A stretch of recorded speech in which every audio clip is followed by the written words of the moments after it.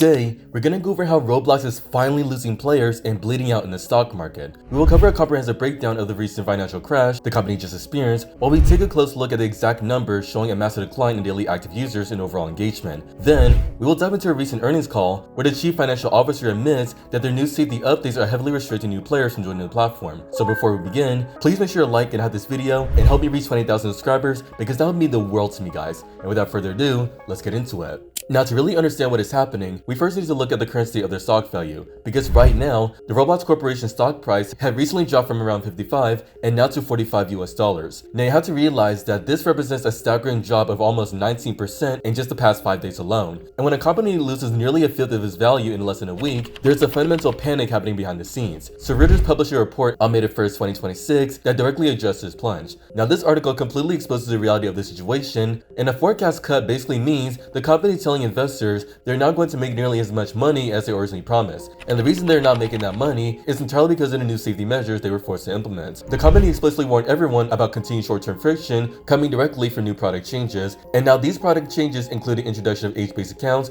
and stricter age verification processes, along with heavily expanded content monitoring across the entire platform. According to the company, these specific changes have restricted communication and severely slowed down new user acquisition, and this means that because it's now harder to create an account and freely talk to people without hitting a child filter or an age verification wall, new people are simply giving up and choosing not to play the game at all. But we have to ask why they suddenly implemented all these strict changes in the first place. Well, the product changes come right after multiple probes into the company over child safety and harmful content. So these probes involve serious concerns around inappropriate interactions and major exposure risks for younger users on the platform. When we look at the multiple probes into the company over child safety, we have to understand the sheer scale of the legal pressure they are facing. And this pressure is a massive threat to the entire operational structure. Recently, you have seen major state investigations and legal settlements involving states like Nevada, Alabama, and West Virginia, where attorney generals have cracked down hard on their moderation policies, forcing them to implement strict changes to protect younger users from inappropriate behavior. And so when Reuters reports that these product changes are a result of concerns around inappropriate interactions, they are talking about the direct fallout from these legal battles. But the reality is that the core audience is extremely young and historically rebellious against these huge changes. So when you suddenly enforce rigid age-based accounts where a player might need to provide government identification to access features, you instantly alienate a huge chunk of your player base, because kids do not want to hand over personal documents just to play the game with friends. Now let's look at the actual player statistics, because the graphs provided in the financial report paint a very grim picture. And we're going to examine the DAUs, which stand for daily active users measured in millions. And this metric tracks exactly how many unique people are logging into the game every single day. Moving into 2025, the platform hit a massive peak of 152 million daily active users in the third quarter, and they were experiencing a year-over-year growth rate of 70%. But as we move forward to the first quarter of 2026, that number has dropped significantly down to 132 million daily active users. That is a huge loss of daily players in a relatively short amount of time, and the year-over-year growth percentage has completely plummeted down to just 35%. So this is a terrifying trend for investors, because a platform like this relies entirely on constant exponential growth. And if the growth slows down, the entire business model starts to collapse. The exact same negative trend is visible when we look at the hours engaged metric, which is measured in billions of hours. And in the third quarter of 2025, players spent 40 billion hours engaged with the platform, which was a 91% year-over-year growth. Fast forward to the first quarter of 2026, and that number has crashed down to 31 billion hours engaged. And that means that the growth rate has dropped all the way down to 43%. So not only are people just logging in less frequently, but they're also spending significantly less time actually playing the games when they do log in. Going back to the staggering drop in hours engaged from 40 billion to 31 billion, we need to understand how catastrophic this is for the internal economy, because this platform operates essentially as its own virtual nation with its own currency and its own massive economy. The platform takes a massive cut of every single transaction that happens within the game. So when engagement drops by billions of hours, that translates to millions of missed opportunities for players to spend their virtual currency. Developers who pour a lot of their effort into creating massive games are suddenly seeing their player counts dry up, and this creates an environment of intense desperation, which ironically leads to even more probes and investigations regarding harmful content,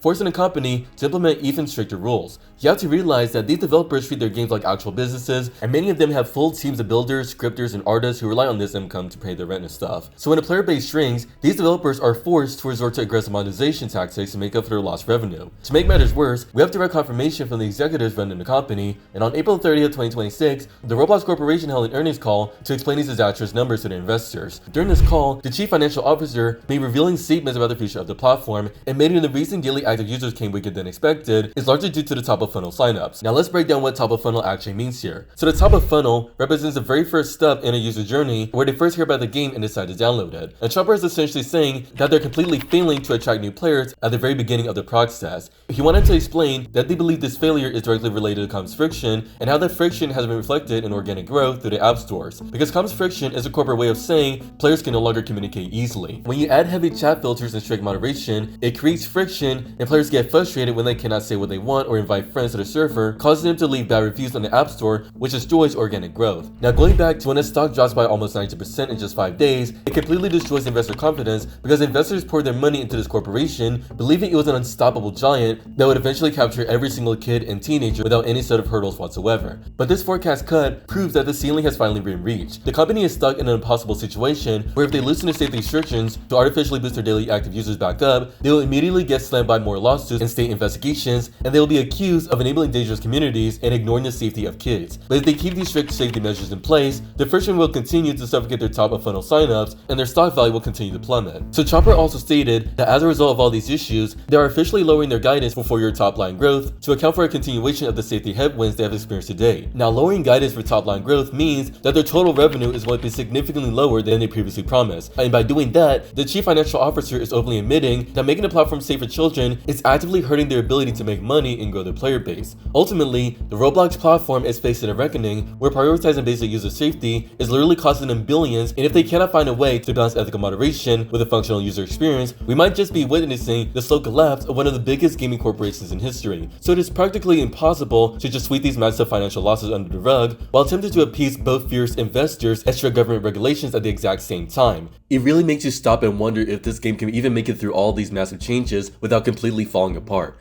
Think about it from the perspective of the people actually making the games. If the incredibly talented creators and builders who actually built this massive virtual world from the ground up decide that enough is enough, if they suddenly realize they just cannot make enough real world money to pay their rent or buy their groceries anymore, they're going to pack up all their hard work and move over to other brand new games that actually pay them what they're worth. And if those creators leave, the players will follow them right out of the door, which means this huge crash we're seeing right now is only going to get faster and way more destructive. At the end of the day, we're basically watching a giant tug of war happening in real time. On one side, you have a massive company desperately trying to make a ton of money, and on the exact opposite side, you have the very real need to keep kids safe from bad stuff on the internet. And right now, when you look at how frustrated the regular players are and how angry the rich investors are, the facts clearly show that absolutely everybody involved in this situation is losing big time. And as always, let me know your thoughts about this situation in the comments down below. Do you think Roblox can actually bounce back from this disaster, or is this truly the beginning of the end for the platform? I want to hear your honest predictions because this honestly isn't looking too good for the platform, especially in the long run.